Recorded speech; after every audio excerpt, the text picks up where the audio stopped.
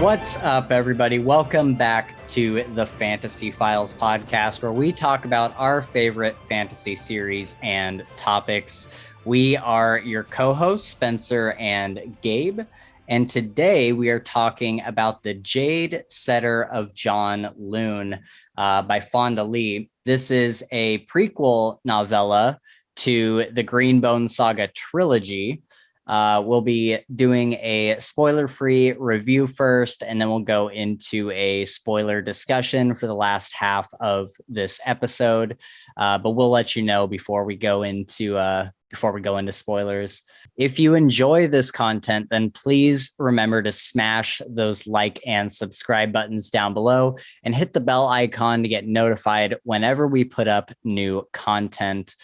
You can also keep up with our new content and our recommendations and other things over on Twitter. We're at Files Fantasy. Yeah, communicate with us over there. We always love getting DMs and stuff from you guys. But yeah, anyways, we'll keep the intro nice and short for this one since we're doing kind of a short book. And so let's go directly into what we've been reading the past week or two, whatever it's been. So what have you been up to, Gabe? I know you've been reading some stuff. Yeah. So I've started the trilogy again, Jade City, Jade War, and Jade Legacy. So I'm probably halfway in Jade War. And I just, you forget how good it is. Yeah. Like I did. I totally did. It's like I'm reading it again for the first time. I'm getting a lot more out of it. I'm understanding more than I didn't last time, I think, which is nice, kind of having the background or whatever. So other than that, man, that's really it. I was gonna quickly check my library because I think there was either I tried another one or I didn't actually read it. You read a really bad grimdark novel you were going to tell me about. Exactly. Yep. Yeah, so it's called A Dark Path and it's by Stuart Thaman. And I've been really into the lit RPG lately, like The Land and then New Era Online, which was the other, like, it was like a 6-book series that I just finished too. Both of them extremely well written and super good. And so I went into this one with kind of high hopes, and because I know that there's a lot of bad ones out there. Like it's an easy genre to like write badly, in my opinion. Yeah. You kind of have to follow the tropes, it is very tropey, but if you don't follow them, it just gets weird, I guess, if that makes any sense. Yeah. Anyways, it says even on Audible, a grimdark lit RPG, and it is not at all. Oh, really? It's not grimdark whatsoever. Oh, interesting. It's none more grimdark than The Land or everything else. I mean, there's some like descriptive, killing scenes, but it's not like grimdark in my opinion at all. Okay. So that was kind of weird. And then just the premise, it's another kind of get stuck in a video game thing. It's a little different than the normal trope. It just wasn't good, man. I'm not even really sure how to explain it. Like there was stuff that was happening, like the guy's daughter dies, and so it's supposed to be like this revenge plot is even what he says, which can be cool, but his daughter dies and then he doesn't think about his daughter again. Not one time do you hear about his daughter, hear about his plans. Like why really? Yeah, it just goes. And then it like had the dumbest ending. Like it's the kind of ending where like there was no like thing that happened, no like, climax, definitive I guess, ending, per se. Exactly. And it's like it's just one scene, like he just walks off into the woods and it's over. And I was like, how the fuck can it be over right there? Like there was not exciting at all. And of course, weird. They're setting it up for the next one. But yeah, I didn't like it. I think somebody could, but I think I'm a little picky with lit RPGs. But yeah, I did not enjoy it, and I would not recommend it to you. So what was his whole goal during the book after his daughter dies? What's his whole thing? Yeah, so it's revenge. Like so in this world, it's not a game. It's an actual like a different world that was built where you can't die. Like you'll like be regenerated if you die. And so you have to like pay for this pass to get in there. And he finally gets his 16-year-old daughter a pass. And they go in and they do some missions. She like levels up a little bit or whatever, gets some skills. And then like one of his the bad guy, I think his name's Vic. He's like a high ranked, he's like leader of this like clan of thieves, like when he plays the game. Hmm. And Vic doesn't like the guy. I forgot the main character's name. Vic doesn't like him because he fired him in the real world from a job or, something just weird like Yeah. that. And so in the game, Vic kills his daughter, which isn't a big deal because she'll just pop back at home, outside of the game world. Right. And then there's the big system message, anybody that's died in the last 20 minutes is permanently dead. There's no way out. If you die for real or whatever. And so then it's like a revenge plot to get Vic. But even then, like I don't hear any more about Vic. Like it's just him like building this little clan of necromancers. And I don't know. It Oh, wasn't. weird. Yeah. So does he ever go after Vic? Or No, I mean, not in this book, he doesn't. Weird. Yeah, he's just like building strength and like meeting some people. And the missions were like really shallow too. Like it was like a lot of things like with not a lot of depth, like go here and get this rock and bring it back. And that was like most of the missions that he would do and stuff like that versus like where the land, like where like every mission is like building upon the larger story and like, right. You get more from each mission or quest, I guess. Right. And so, yeah, it was not good. Well, that's a bummer to hear. I remember like months ago, I listened to the sample for that one. Yeah. And I really liked the sample, but I don't know if I ever read any reviews or anything. Oh, you know what? That's a good idea. Yeah, I wonder what I bet the reviews. I'll check him right now. Okay, here's a good one. This is he's like so hard to enjoy the story when the reader's voice is reminiscent of scraping rusty moonshine bottle together. Pausing for no reason. Because he does that a lot. Like he'll just pause while he's talking, and the voice was hard. Yeah. There's quite a bit of good ones though on here too. Like let me read a good one. I really enjoyed this book. I'm not a huge fan of the narrator's voice, but that's just personal preference. That said, Bennett is his name, does an excellent job narrating. I love the angle this book takes. The good guys don't always win, and sometimes the bad guys aren't all that bad. Ruthless murderers, yes, but still good people. Yeah, and that was kind of the others. This is like a villain book, like a true villain book, but he's trying to be a villain like with a heart, I guess. Okay. But he's still like murdering people because people don't come back to life. So he's he's killed like 20 people, like murdered 20 people, like for real. Oh, wow. I think I just might have like a weird thing about it, but I don't know. Some of the reviewers on Audible, I don't know. Some people you can tell by like reading their review, either they're like a shill for the they got the book for free and felt like they needed to give it like a good review or something. Yeah. Or like some of the reviews I read, like their grammar is all over the place. Their sentences aren't quite coherent. And I'm just like, I don't know if I trust this review. Here's a really, really good one. And you can tell that this guy did read the book. It's a little long. It's not super long, but it says a good shell for villain POV game lit. The characters are particularly believable in that the main character goes from voice of reason to mass murdering maniacal overlord on what you may think of as a reasonable excuse, but on a hair-thin frame. He just goes, "Welp, I guess I'm going to be evil now. Time to go murder a bunch of people."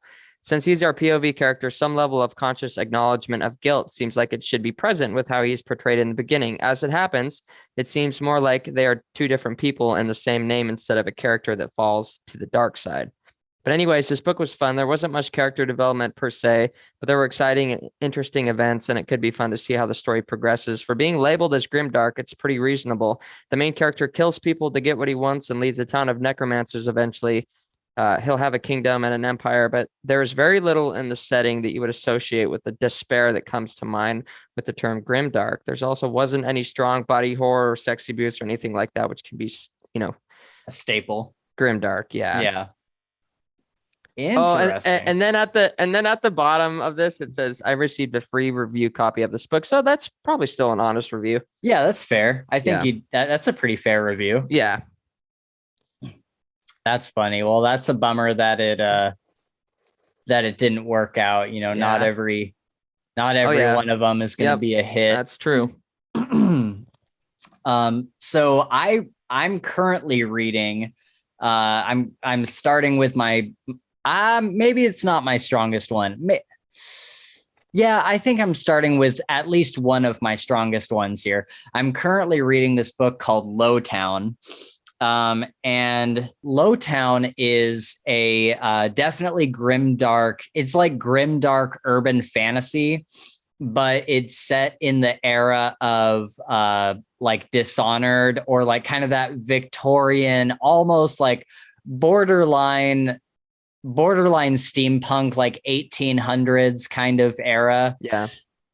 So it follows this guy called the Warden, and he used to be a detective. I think they even use that word because there's words like police and detective and like more modern lingo.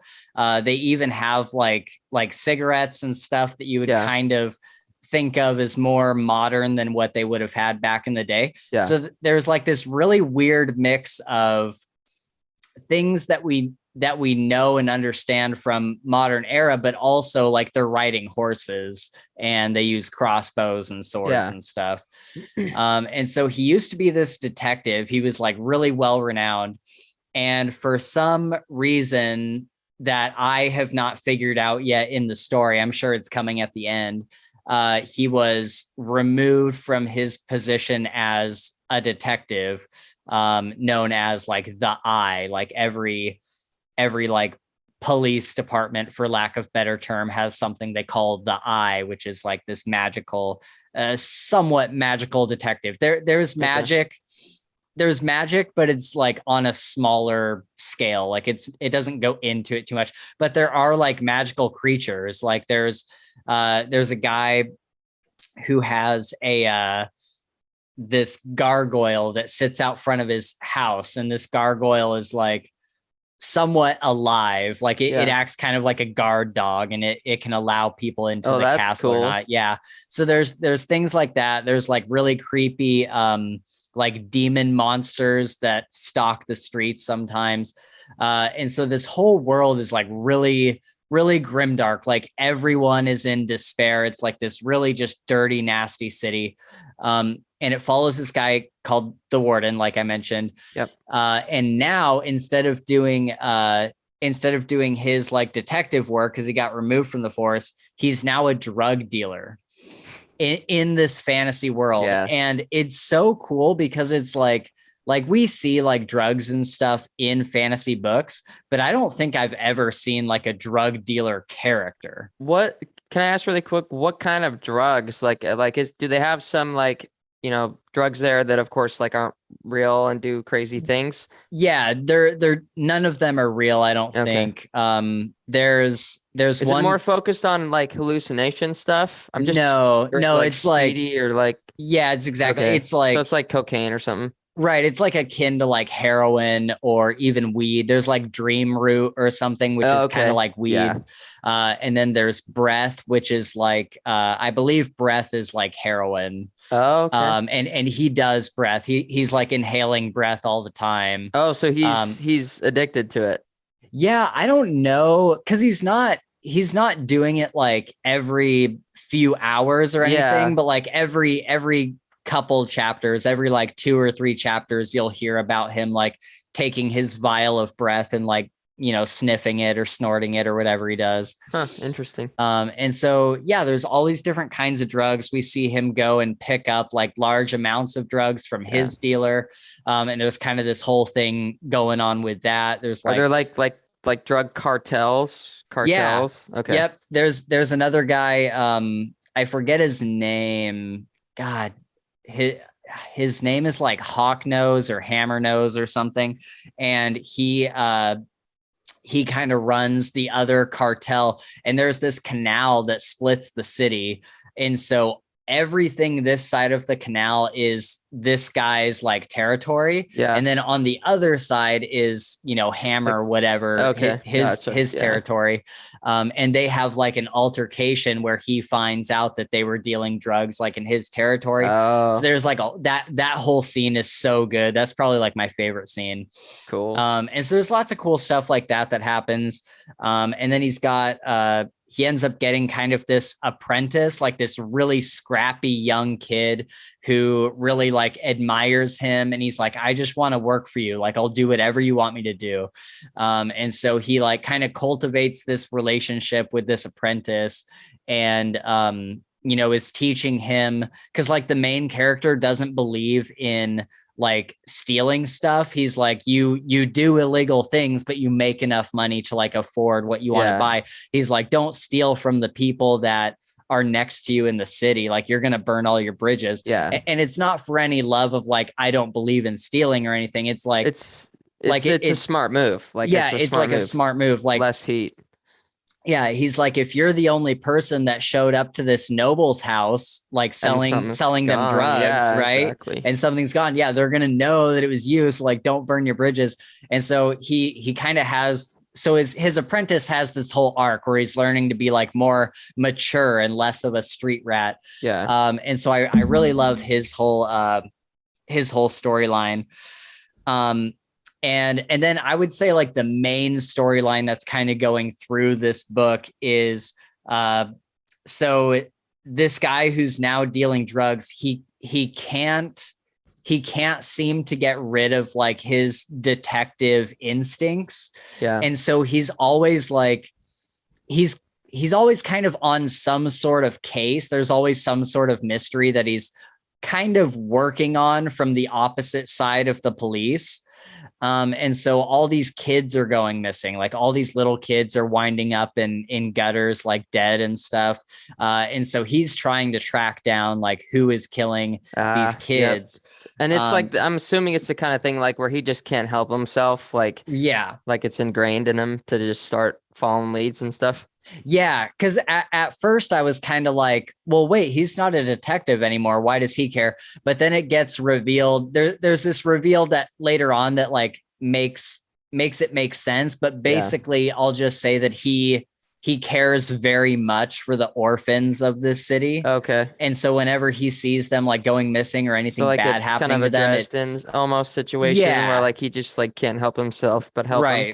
Yeah, exactly. And so, yeah, that's really cool thing about the character. Cause we see him do like a lot of like what most would consider like really like gnarly things. Like we see him like just beat the shit out of people in like an alleyway and like cut off fingers and all sorts of crazy stuff and like dealing drugs and all this.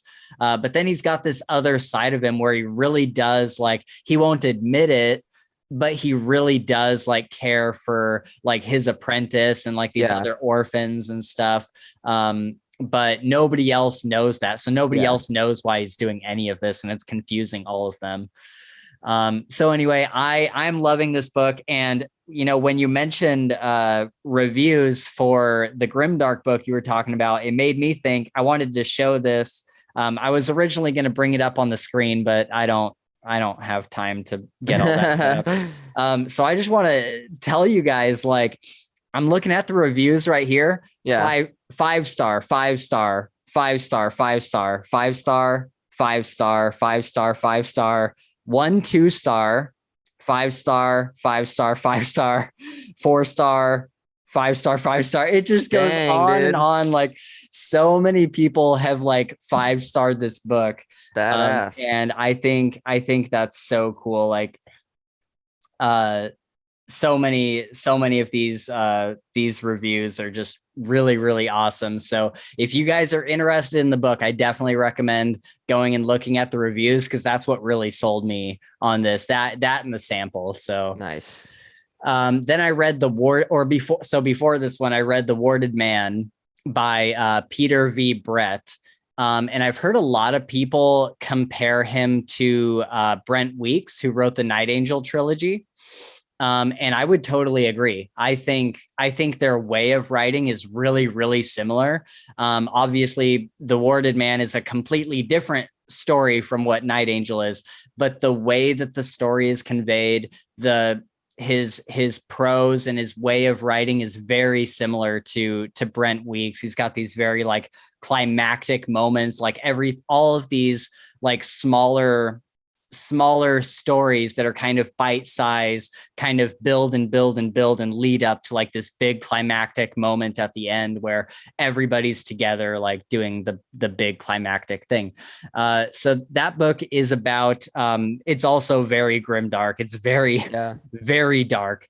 And it's about, it's kind of alluded to that it's set in like a way future from where we're at now, like in the real world, but nothing like, it's not called Earth. It's not called like America or anything like that. They're like completely new names because it's been so long. And at some point there was like this apocalypse type thing where all these demons started coming up from the ground at night. And so it's almost kind of like a zombie apocalypse thing if zombies only came out at night. And so think about how that affects the world. Like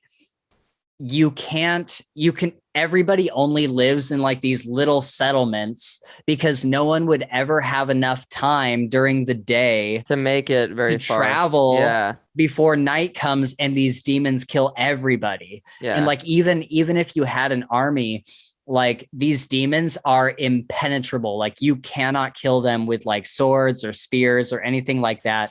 So how do they like these settlements, are they like little mini fortresses? Can the demons not get into the settlements? I'm so glad you asked, Gabe. So they ward these towns. So the only things that can keep these things out are these sigils that they write on the ground and on their house, and it protects them. And anytime the demons touch them, like they get burned or whatever, but it's not enough. It's not nearly enough to kill them. And so it's kind of alluded to early on that way back in the early age or whatever, there used to be wards that were specifically combat wards, and you could put them on spears and swords and whatnot and use them to fight the demons. But that knowledge has long been lost. And so you kind of, for a lot of the book, you're kind of watching this town. You kind of go between a couple of them, these different point of views, but you're pretty much watching like a couple towns. There's another guy that's kind of a wanderer that like is able to get places that are safe enough, and kind of, he's like a traveling, kind of like a jester. He like juggles and stuff like that. And so, yeah, it's just great to watch this town and how they protect themselves in the city against these things that come out at night. And just like the world building and like how the social structure and like how this world is built around this thing that happens every night is so interesting. And you follow this main character that gets sick of it, and he's like, I'm going to go find these combat wards somehow. And so, you know, his mission, and I'm not going to say if he gets there or not, but his mission is to kind of like, he wants to get out of this small town. He wants to get somewhere else and like get to one of the bigger settlements and, you know, find a way to get these combat wards. So there is a way to travel, but it's like very, very difficult. Like you're like statistically, you will not survive the night. And so he's taking a huge risk by leaving this town.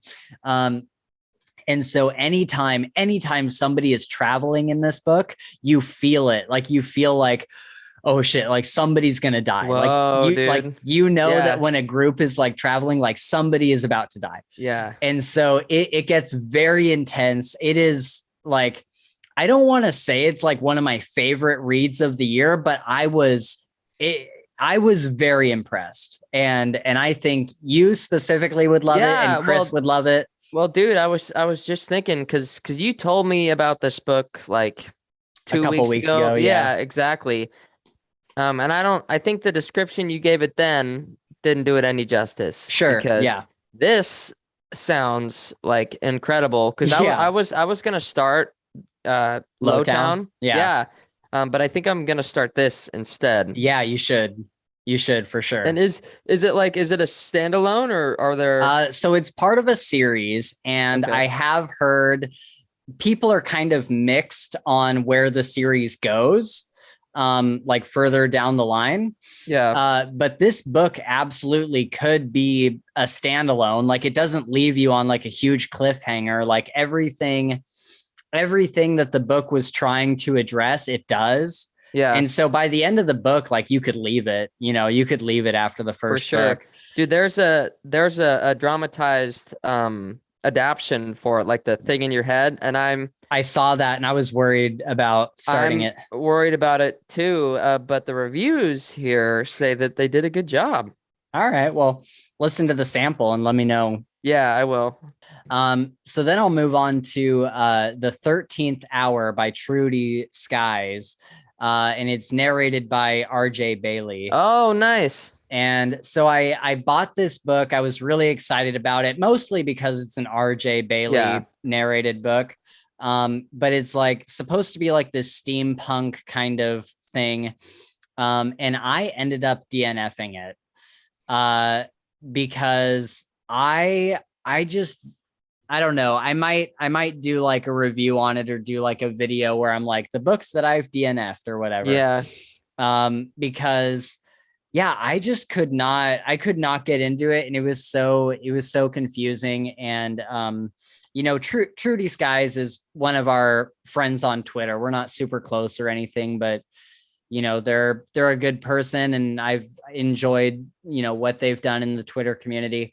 But this book, I just couldn't make work for me. I think I told you a little bit about this. Like the main character would be thinking something in her inner monologue, and then other people around her would like respond to it.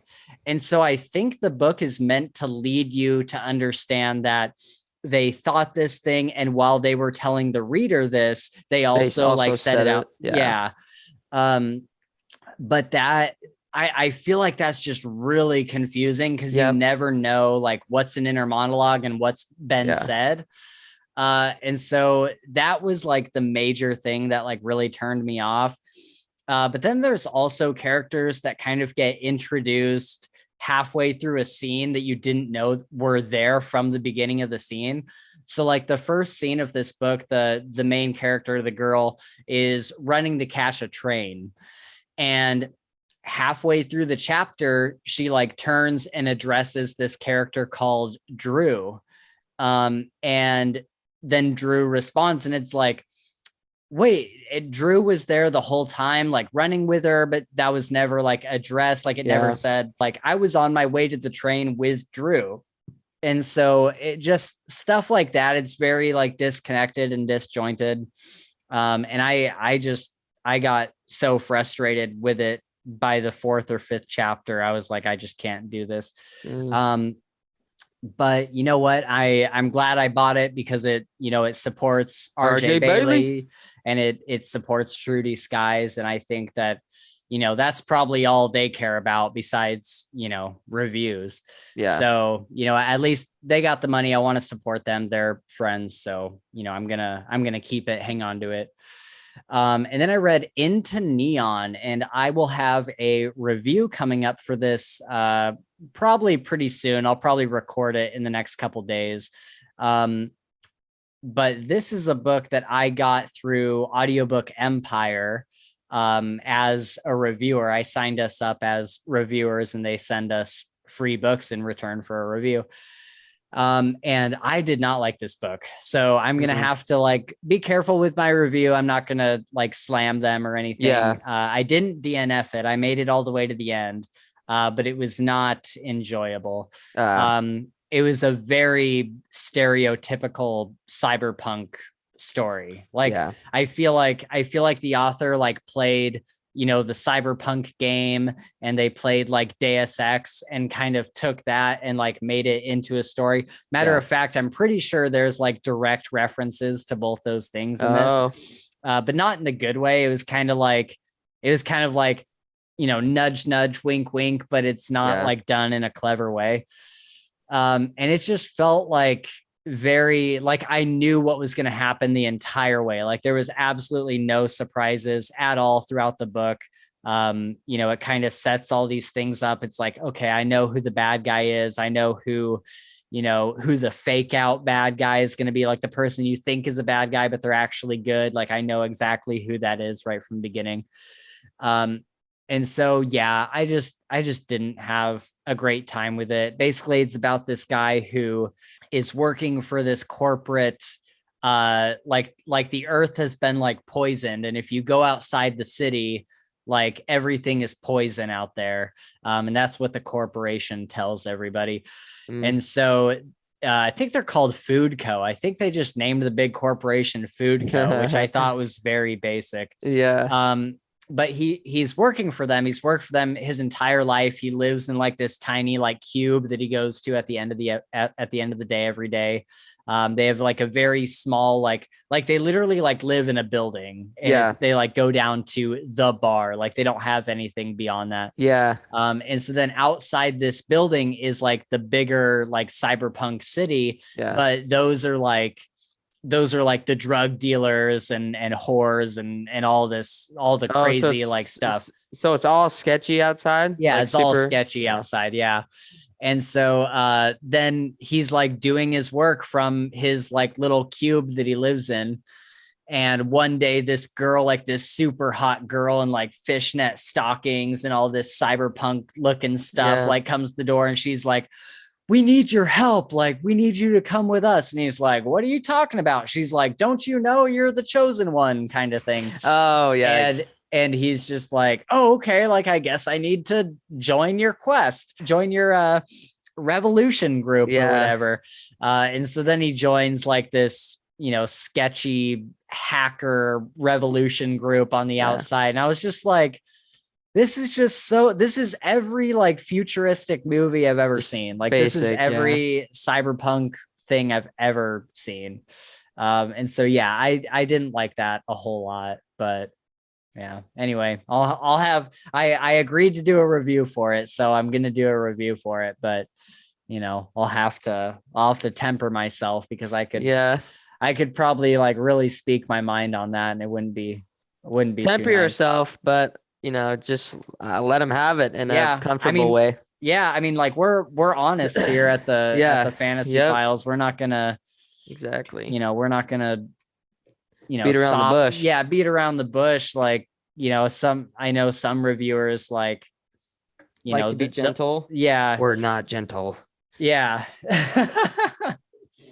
All right, so let's go into our spoiler-free review of the Jade Setter of Janloon.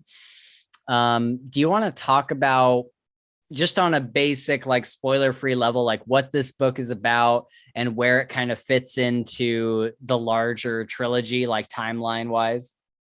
I'll try. Okay. I'm not very good at these. So this book basically is kind of based around this Jade Setter and his two apprentices, and his name's Eason is the Jade Setter. Eisen, by the way, I think. Eisen, okay. And so you follow these two Jade Setters who are very renowned, and Eason is like one of the best Jade Setters around, and he also has managed to remain neutral, which is kind of a cool fact. And so the Mountain Clan brings some Jade in, and basically, wants some stuff set. And part of that that's not spoilers, is it? No. Yeah. So one of those things is a sword, and it's a very important sword, owned by Aitmata, who's the pillar of the mountain. And so basically it goes missing. Yeah. The sword gets stolen. And so from then on, we're kind of chasing down these leads, following Paulo for most of it. There's some blame that's getting shifted on the other apprentice, which we know is not true. And so it's pretty cool, man. Especially like the ending, I think, is probably that's pretty badass. Yeah. And so we just kind of chase down these leads. We figure out more information on what's going on, and eventually find out where the sword is and what happened. Right. Yeah. So it's kind of this, the story, like the plot line is quite different from what we would expect in like a Jade City or Jade War, but it still has the same feel. Like it still feels like you're reading the Green Bone Saga. And I thought that was kind of cool to have like this whole mystery, like almost it almost feels like a side plot Yeah. that would be happening in the background of a Green Yeah. Bone Saga Yep. book. Exactly. And I wouldn't necessarily, I almost called it low stakes. And I think like maybe in the grand scheme of things, it kind of is, because it's about like this one Jade setter shop that, Yeah. if he loses someone's Jade, especially Aitmata's, like his shop could get shut down, Yeah. or even worse, like he could be like Exiled or killed, or yeah. or they would like spread the word that he, lost their Jade and He's no not one would come reliable. to him Yeah, anymore. definitely. That could shut him down. Yeah, so it's high stakes for the characters, but Yeah. low stakes for the world, Yep. right? And so I think that's what I liked about it. And I think that like this is a like I would call this a perfect novella. Like I think like this is exactly what a Yeah. novella should be. It's a small story that has all of the like all of Parts and the pieces yeah of of a bigger story, but it's like self-contained. yeah, but it like all the fat is trimmed, like it's trimmed Yeah. down to like its essential parts. All the parts are in the right places, but it's like all of the fat has been trimmed to where it's just like fast paced all the way through. Every chapter is a new plot turn. And by the time you get to the end, like there's this big reveal and it all happens very quickly. But I think that, I've read a lot of short stories where they're good, but like it's not to the level of like what you would expect like a full novel to be. I feel like this had all the pieces of a full novel but just condensed down. Yeah. And so that's really what I liked about it. We also get introduced to the Hydo Shield clan, which the Jade setter is a part of, Ison.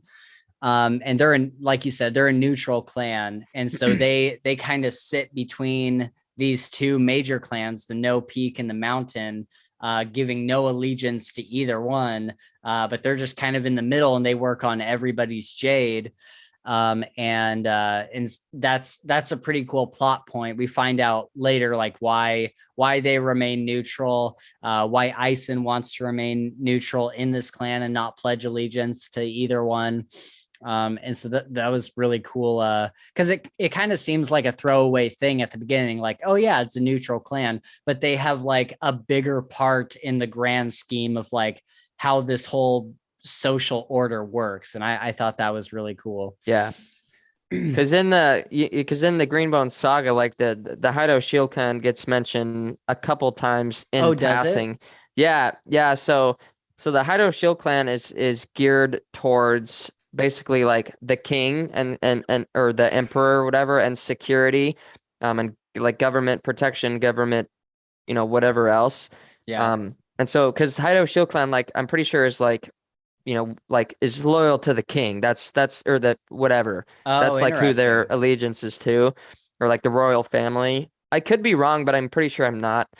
And so like for instance in Jade, I think it's Jade War, or maybe it's the first one where the first time that Hilo and Mata like meet together, right? Like in that room with the penitents. And when Hilo's walking in there, he's talking about the Hydo Shield clan and how all their guys are just mostly like work on perception. They're like really good at perception to like, see murderous intent or whatever else. Anyways, that was a rant. Oh, right.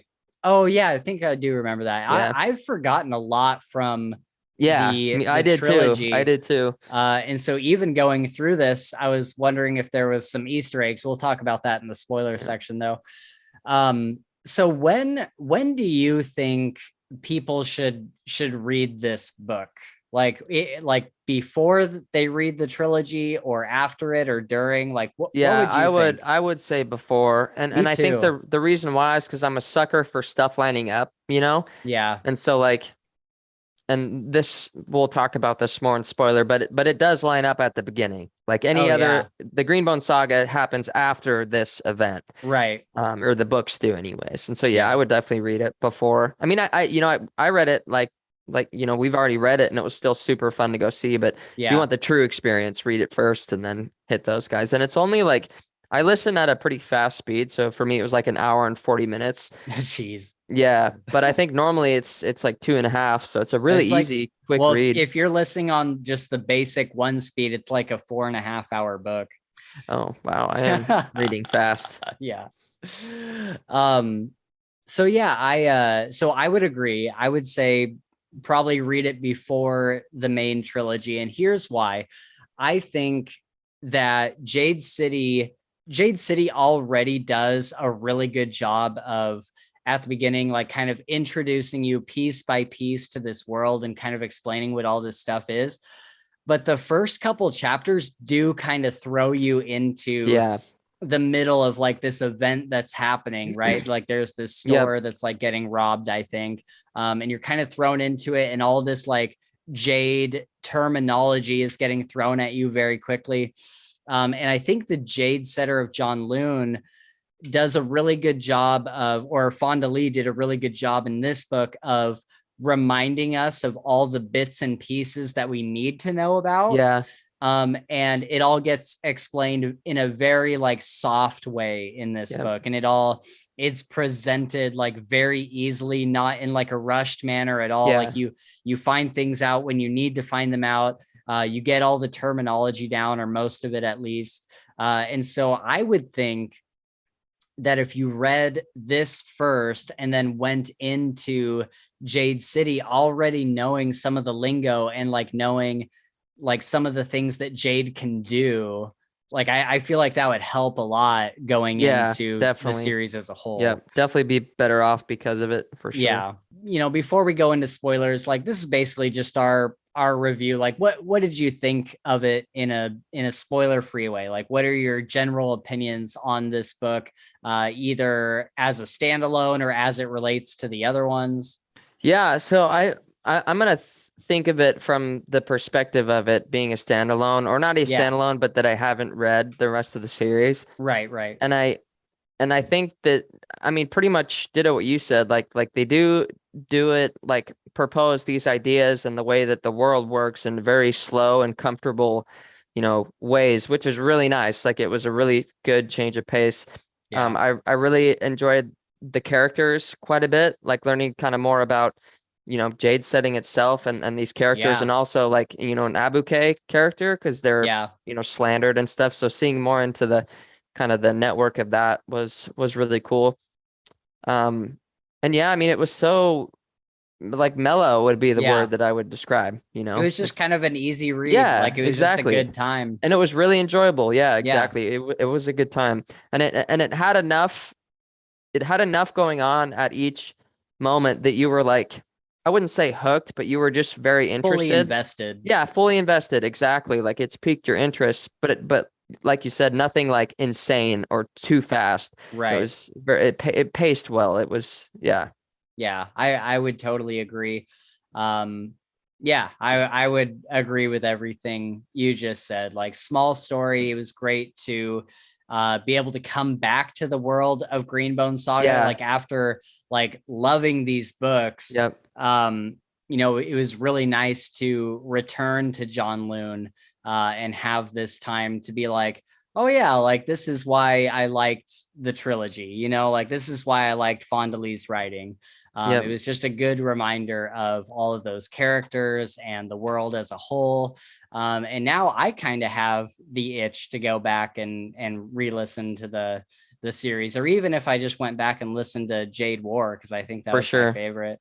Yep. Like another thing I was gonna say, the Green Bone Saga is they're built around the clans. All the decisions, all the action is in part of the two clans. And so having this one like outside of the realm of like the clans, right? Like he doesn't Yeah. have a pillar, he doesn't have all this. So kind of seeing it, standing outside, because that's all it is in Greenbone. Everything is Right. about the clans. So I think that's the first thing that piqued my interest when I found out like that he was neutral. Mind you, he's in that Haido Shield clan, but they're like, I don't even call that a But clan, but it's at like a ground level. Like we're yeah, seeing the people that are just living their everyday lives for exactly. the That's most right. part. And not mainly affected and remaining neutral, which is like kind of Yeah. rare in Janloon. You're one or the other, but he's managed to do it because he's so good with Jade. That's a great point, and I think that is probably one of the most interesting things about it, because like you said, in the big trilogy, we are watching like the most important people in these clans, like Yeah, people that are making like the the top biggest dogs. decisions. Yeah. Yeah.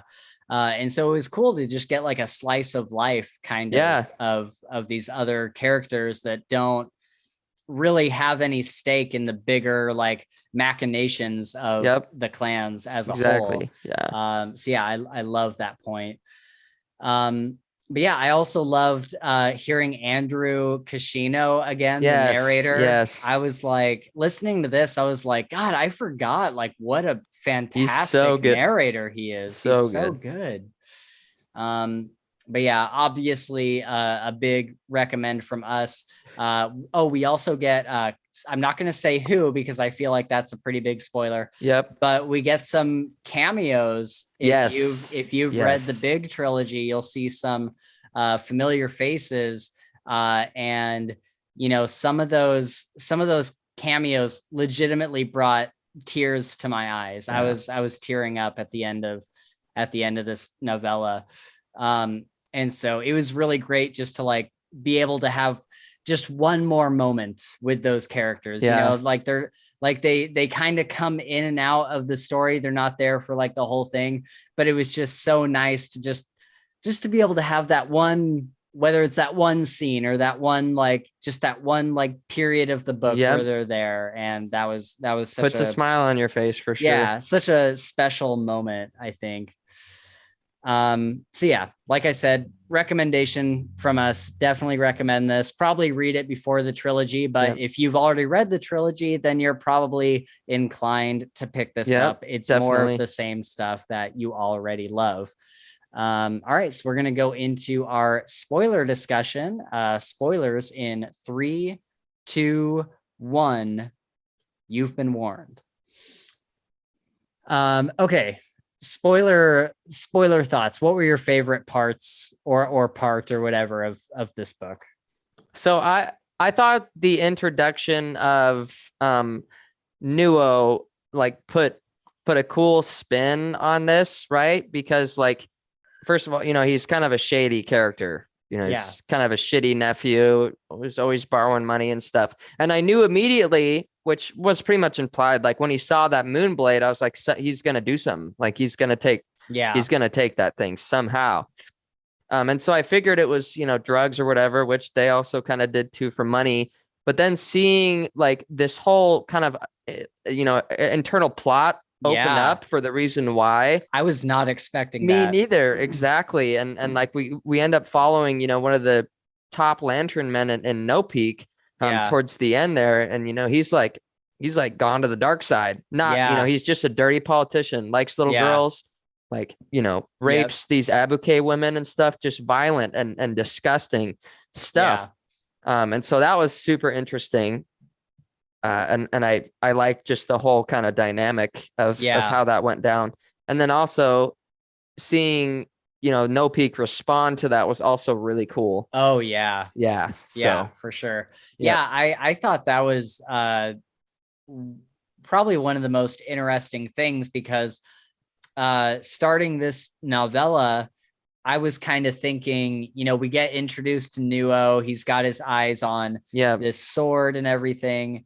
And I honestly like, I need to have more faith in Fonda Lee, I think, because Yeah. at first I kind of rolled my eyes and I was like, okay, like I see this coming a mile away. Like Yeah. I know. Yes, I had the same feeling. Yeah. And I was like, oh, is this going to be like a really simple story about him having to track down Nuo and like get this thing back? Yeah. And even up to the point where, he like Pulo goes and finds Nuo. Yeah. And I was like, okay, this must be where he gets the sword back, but he doesn't have it. Yeah. And it's like, oh wait, where's he gonna go from here? And then this whole other plot starts unfolding. And I'm like, oh, that was just the surface Exactly. layer of That what's was what going you were on. made to think. There was a reason why. Yeah. Exactly.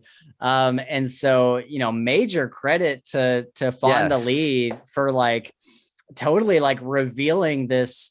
I wouldn't call it like super complicated. Like it was still like a small, like kind of contained thing that was happening, but I did not expect where it was going. I did not expect there to be this whole other thing, especially when the cop comes into play.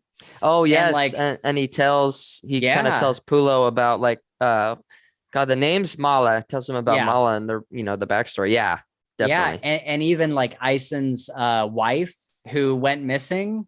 Yeah. And all that stuff, because like at first we're kind of made to believe that this cop is just kind of getting in the way of everything else that's happening, and they're trying to avoid the cop and all this stuff. I think his name was Taco. And which is a funny name. And so it's kind of like you're kind of watching Pulo like trying to like lie to this cop and avoid him at every turn so he doesn't have to deal with him. But if he had just trusted the cop from the beginning, like they could have gotten a jump on this a lot sooner, because the cop knows way more than Pulo does. And so, when they finally like come together and put all their information together, it kind of explodes in like this big like revelation. And I thought that was super cool, because the whole time I was like, I didn't expect the cop to be like an antagonist, but I certainly expected him to be like a well-meaning person who's going to get in the way of solving this whole thing, because he can't operate behind the scenes like Pulo and other people that aren't on the police force can. And so I loved that whole scene where they're he goes to the jail. He sees Mala for the first time since she was arrested. Basically tells her that he cares for her, he loves her, whatever. And she's like, you don't want me. Like I'm super dirty. He's like, what are you talking about? And then the cop, they go on a ride, and the cop tells him everything about like Ison's wife went missing. He thinks that it was someone like this Washo guy. He tells him about Washo and like how Mala was one of the prostitutes or whatever that was living in his like one of the slaves. One of his like slaves. And so then Washo has always carried this grudge against Ison because he took this like servant of his, right? But I love that whole reveal. It was so much more complicated than I thought it was. Even when Washo first got introduced, I was like, oh, this is the skeezy business guy that like wants to buy up all the real estate. But really his motivation was like trying to get revenge on Ison because of him taking Mala. So I thought that was another cool little wrench to throw in the mix. For sure. Another cool thing I just want to point out really quick is getting to learn more about the Janloon PD, the police force there, because we don't see a lot of them we hear like in passing, but it was kind of cool to see more of their jurisdiction, and that they're like, they're not just some like, what's the word? They're not just some like group of like people that don't give a shit, like they actually do like try and help, which is pretty cool. Because like reading the Green Bone Saga, you're like, what do they even have police for? Like the clans take care of everything. Like, it doesn't make any sense to do that, but it makes more sense in times like this when the clans don't know or aren't involved with something. They can kind of take charge and stuff. Because the police's their hands kind of get tied when Jade is like directly involved. Then the clans take over. It's like, that's my business. But because of Mala, because she was someone who can't use Jade, that was kind of their in to like be able to be in on the thing. And so I really enjoyed hearing about them and kind of what they do and how they protect these people that are just, the normal citizens that Yeah. can't wield Jade and Yep. can't protect themselves and stuff. And even like the whole thing with Mala, you're like, why is Mala getting arrested? Like, why is this cop so bent on arresting Mala? Yeah. And then you find out later that he's trying to protect her because he Yeah. knows about Washoe. And Exactly. he's like, this is the only place that she is safe. Like, Yeah. this is the only place where people can actually protect her. So I'm just trying to keep her here until you guys figure out all the stuff with the Jade. Yep. I'm just trying to protect the person who can't use Jade. Yeah. And so I thought that was a really, really cool turn of events. Yep. I totally agree. All right. So let's talk about like Pulo as a character real quick. I know we have some other story beats that we probably want to talk about, but while we're kind of here at the beginning of our spoiler talk, let's talk about Pulo. I don't think we get another POV. I think it's just his POV, his point of view the whole time. Yep. What do you think about him just as a character? I really liked his character. Again, coming from the neutrality of basically their work and being a skilled Jade Setter, we see him start to kind of like form this plan to open his own business, which I thought was like, probably the way to go. Like, yeah. And also he really cares for Mala like a lot, and he understands like the hardships of being, is it Abake? Abake, yeah, and whatnot, which is really cool. He kind of has the hots for her, which I love. I loved the whole like love thing. I don't know if I'd say love like in the beginning, but he definitely like likes her, respects her, which was pretty cool to see, and wants to protect her. Yeah. And he's also like very determined. Like he's a very determined character to like, like he's like I won't let you get in trouble. Like I'll do everything I can, and he's willing to dirty his hands. Yeah. And really get out there, which I thought was cool too.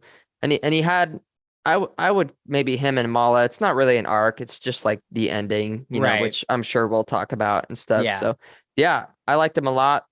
I thought it was perfect for the size. There was just enough kind of internal development or like outward growth that happens to really make for a great character in a short story. Yeah, I think we didn't get too many like facets of his life or anything, but what we got, I was kind of like man, I would read a book about him, like beyond this one. Like I would read like a full, like his POV in like another series or something. Like I thought he was a great character. And like you said, he's very determined, willing to do what he needs to do. He's also like, it's so hard to describe because he's kind of naive, but he also like catches on to things really quickly. Yeah. And so like when he goes to the No Peak clan and he tells them about this sword missing, or the sword that goes missing, it's like, like why would you tell the No Peak clan that Mata's like their enemy's sword is missing and ask for their help? Because of course, like Hilo is going to be like, we should just take the sword, and if it ends up on our side, like we could get some clout with the mountain even by returning it to them and be like, you shouldn't leave your sword around or whatever. But once he does that initially, and he's like really kind of naive about it, but then when Hilo starts joking around about it, like Pulo catches on very quickly that like, oh, maybe this was a bad idea. Maybe I shouldn't have come to them with the information that this sword has gone missing.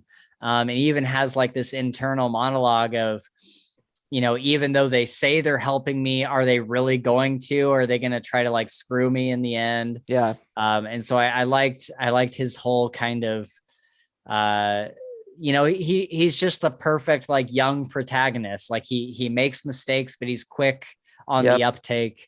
I really like that. Yes. Let's talk about Ison's backstory. I really liked how all of this kind of unfolds. We find out about like he had this wife and then she goes missing. And his wife was Abuke, right? Yeah. Yeah. And so he's kind of made it his life's mission sort of to like get more and more information on, you know, who could have taken her, and like try to like he's like kind of working with the police. Him and this taco guy, they have a relationship where like the whole reason that he remains neutral and the whole reason that he keeps his shop the way that he does is that both clans come in, and he's able to get a lot of information from them just by hearing them talk and all that kind of stuff. And so then he calls that stuff into the police, and he's able to be a little bit of a informant. Yeah.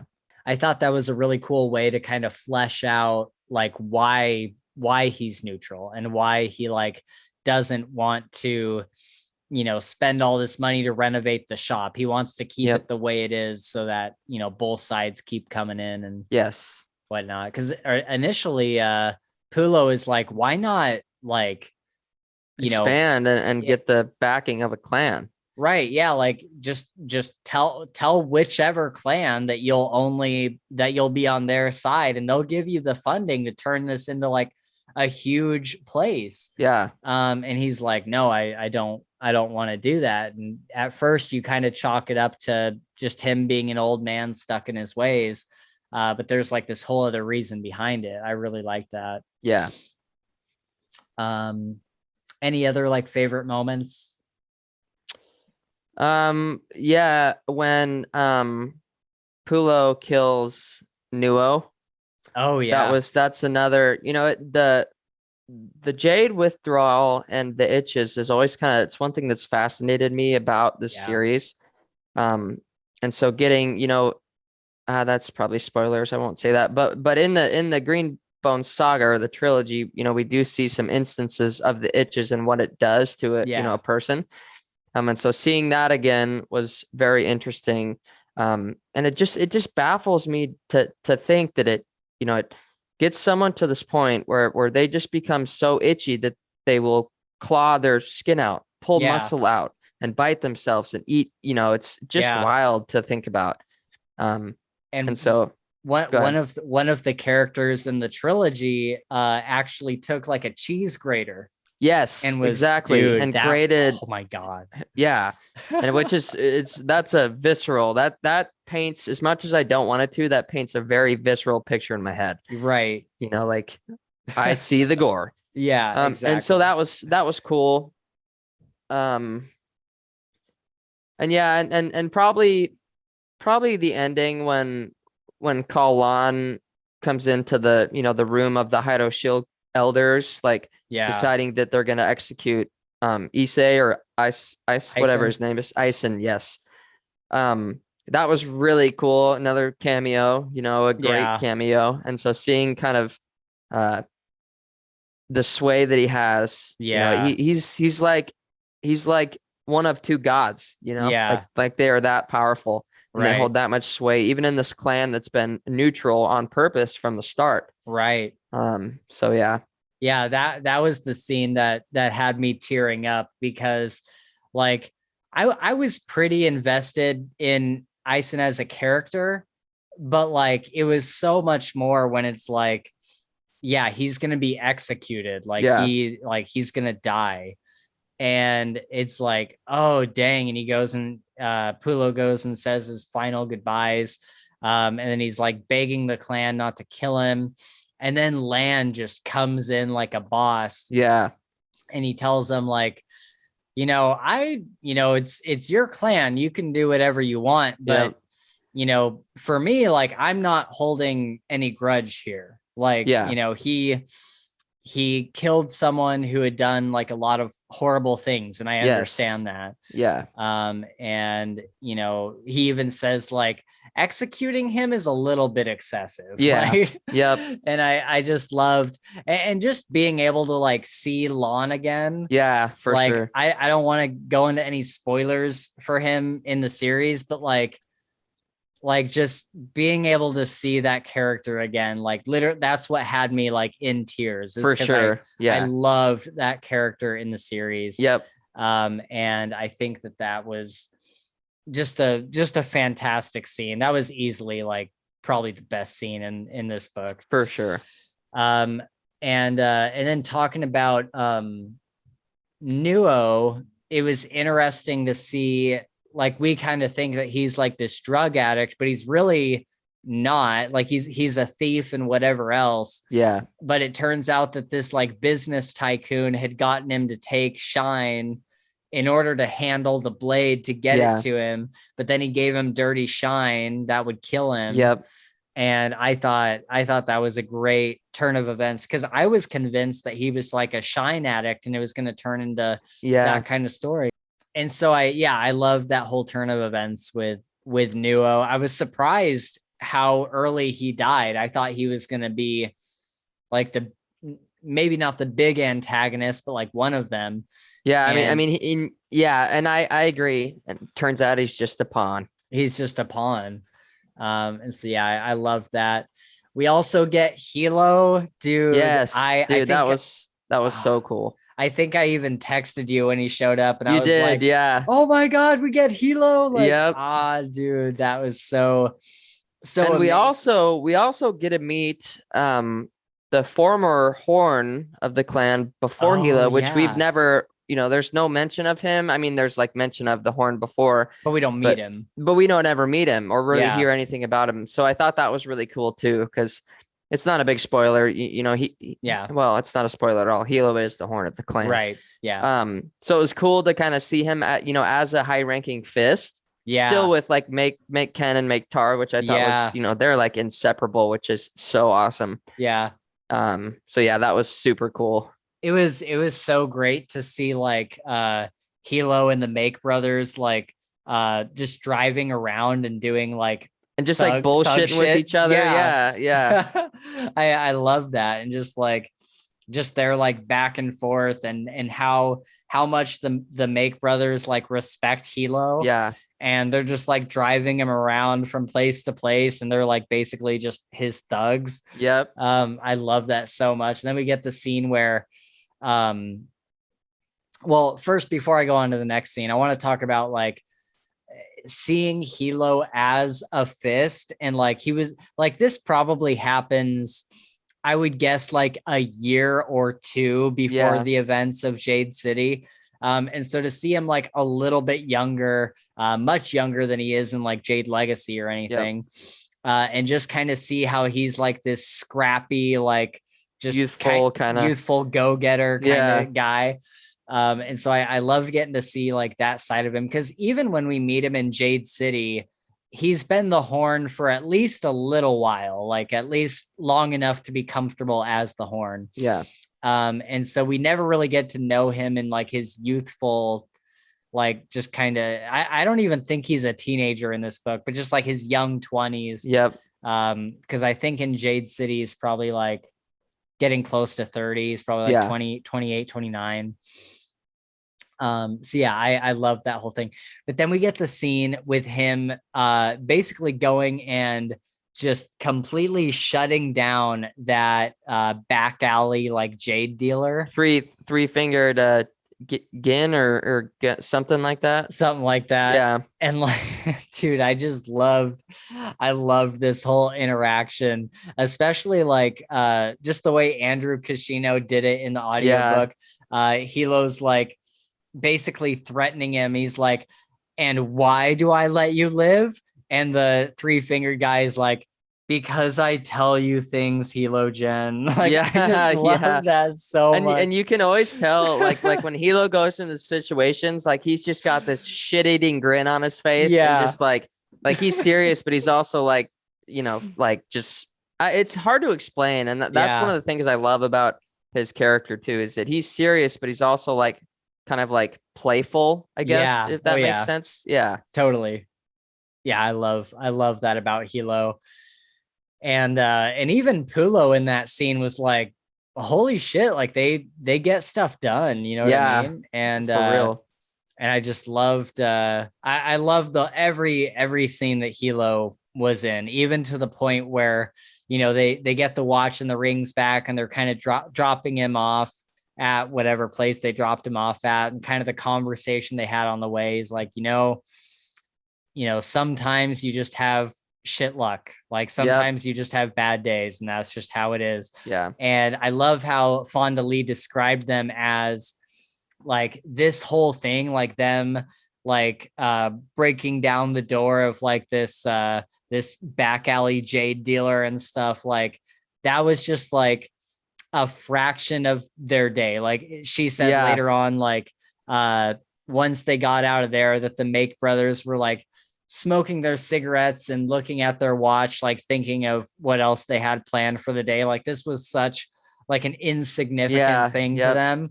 And I love like how that's just like the scale of the kind of stuff that they do. Like doing this whole thing is just like a very small part of their day that they're not even really considering that much. Yeah. So I love that whole part of it. I agree. I think we've really like covered That's exactly what I was going to say. All the major stuff. It's crazy to think about because like we've been doing this for what, like 50 minutes or an hour or something. Yeah. Maybe a little bit more. And we literally have like covered most everything. That's how short. I don't read a lot of novellas, like shorter books. And so it's nice to like fly through something and being able to talk about it and like literally get all the meat of the book. Yeah, for sure. In one little conversation. Yeah, like these are all the major plot points. I think we really hit everything. Oh, except when Pulo and Taco are driving up to that building and they just see Washo fall from the third story. Yes. Like there's no big battle that we get to see. There's no big like, altercation. We just see this guy drop from a third story and Aizen is standing there with Aitmata's blade. Yeah. And I'm like, dude, that was so cool. It was so awesome. And then isn't there a scene?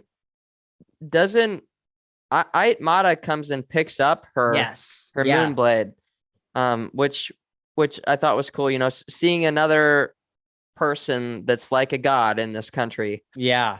Come and like pick it up. I can't remember. Do you remember what she says? Because it seemed meaningful, but I'm totally blanking on what she tells Paulo. She really didn't say a lot. She was like, she said that her sword, like she gets the sword back from him and she's like, this sword has been handed down through my family. Like it was handed to me from my father and probably from his father to him and stuff. So it's been in the family for a while. She's like, it's very, very important to me. And then she's just like, basically, I love your work. Like, it's nice to have a shop in the city where we can rely on expert work being done. Did she offer him, like, did she make a thing like, you should come, you should join our clan? No. Okay. No, she didn't make any offer of like, patronage or anything like that. Gotcha. But there is kind of like a somewhat significant thing, at least for Mala. Like she's always kind of in the back of the shop whenever customers come in. Oh, yes. And like, he brought her out and said, like, she's, thank her. Like, she's just as good as I am. Yeah, basically. that was cool, dude. That warmed my heart. Yeah. And then it says that they're like holding hands underneath the counter. So, that they kind of have like a happy ending and whatnot. Yeah, which is awesome. And so, I loved, I thought the ending was good. I think there could have been a little bit more of like a philosophical ending, like some sort of like major theme coming to like an end or something. But overall, I like the way it ended. It's them in their shop. They have the shop now. Aizen got exiled. Oh, dude, I was gonna ask you. Yeah. So in Jade War, he gets exiled to Egotan, which is where that other clan was, and I can't remember the name of the other clan that Andon goes to. Oh, the Daux. Yes, the Daux. Yeah. And so, I wonder if, in the second book, when Andon goes to that like bar that they all hang out at or whatever it is, I wonder if Aizen's there. Oh, interesting. Like, I wonder if he's mentioned like either as like an old man in the corner or even if he's mentioned by name or something. Cause I bet, cause Lan, I think I think Lon knows the Daux, or was it Hilo that knew the Daux? Somebody knew the Daux, the Hilo. Call family. I'm pretty sure Hilo, yeah. And so I wonder if because Lon obviously made a reference to it. He's like, we have connections in Egatan where he can settle down and he can be sent out there. And so I wonder if Ison like joined them and like lived there. Yeah. And so I thought that was kind of a cool We'll have to look for that Easter egg. Or you yeah, have to look for it when you reread it. for sure. Yeah. It's got to be in there. I could totally, because like there's no way. I don't think Fonda Lee would have put that in there. Yeah. If he hadn't been mentioned in some way in Jade War. I totally agree. Totally agree. I bet it's in there somewhere. But yeah, I'm glad everybody got a happy ending. You know, they have the shop. They're, you know, I'm assuming going to be running it for the foreseeable future. And that's another thing. I wonder if, you know, if I did do a reread, if we would see Pulo and Mala, like if maybe not mentioned by name, but if they would be mentioned as like, you know, the Jade setters that the Call family takes their things to, you know, for sure. So like I could see in the first book, like Hilo or whatever POV saying, yeah, we take our Jade to this Jade setter and his Abaque wife or something. And it just be referenced that way. Definitely. I think that could be possible, but yeah, happy ending. It was a great time. I really enjoyed doing this little novella. It's pretty great. Me too. And I think that hopefully that she'll write more, because like she could flesh out so much more. I know, like, stuff from the setting of the Green Bone Saga. Yeah, because like this really was like very well done. Like, oh yeah, you know, I would give it 5 stars. Definitely. I would take so many more, like even if she just wanted to do short stories, I would love just more short stories in this world. I think she has come out and said that she doesn't want to do any more Green Bone Saga novels. But you know what? Brent Weeks said the same thing about Night Angel. That's true. And now he's got another one coming out next spring. So, you know, anything can happen. I definitely agree that there's, you know, more that she could probably do in this world. I would love to see the other countries, or if there are other things like Jade in other countries that, you know, have some sort of magic system. But yeah, I would take short stories all day. For sure. It'd be cool. It'd be cool if there was like just what you just said, like another, you know, novella about another mineral somewhere else that like gives you power, but it's different from Green Bones, and how that could like, you know, work together. I think that would be really cool. That'd be sweet. Yeah. But you know, I'm really interested to see what she does next. Like if she doesn't want to write anything in like the Green Bone Saga universe, I would be like, because I'm thinking like everything going through this novella, I guess what I'm saying is going through this novella just reminded me like how good of an author she is and how good she is at like putting a story together. And so I'm really like, I'm kind of like whatever she puts out next, like I'm gonna buy it day one. Definitely. No matter what the premise is, like I'm interested. It's gonna be awesome. We should also, I was thinking we should also try to get Andrew Kashino on the podcast. I wonder if he'd like to do an episode. That'd be awesome. It'd be a lot of fun. We can have Fonda put in a good word, say, come on. For sure. Love it. All right. Any other final thoughts before we wrap up here? I don't think so. I'm pretty satisfied, more satisfied than I normally am. Right. Me too. Yeah. I think we covered everything that I really wanted to. So, all right, guys, what did you guys think of the Jade setter of Janloon? Let us know in the comments. Let us know what you thought of it. Feel free to talk spoilers, but just make sure you put that spoiler tag at the top of your comment. You can also DM us about it on Twitter. But that's where we're gonna wrap it up, guys. Thank you so much for joining us for our review and spoiler discussion of The Jade Setter of Janloon by, of course, Fonda Lee. Be sure to check out our other Green Bone Saga episodes. We didn't even talk about this. Be sure to check out our other Green Bone Saga episodes where we do deep dives into every single book. We have those all in our channel. I'll link them down below. Maybe I'll put them in the annotations too. And as always, it helps us out a ton if you guys like and subscribe here on YouTube. We really appreciate all the new people who have joined the Fantasy Files family lately, and hope to grow even more in the next year.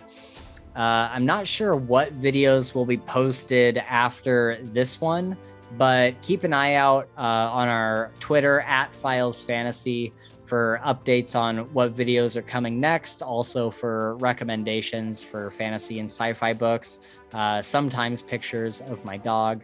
But yeah, I hope you guys enjoyed our discussion, and we will see you in the next video.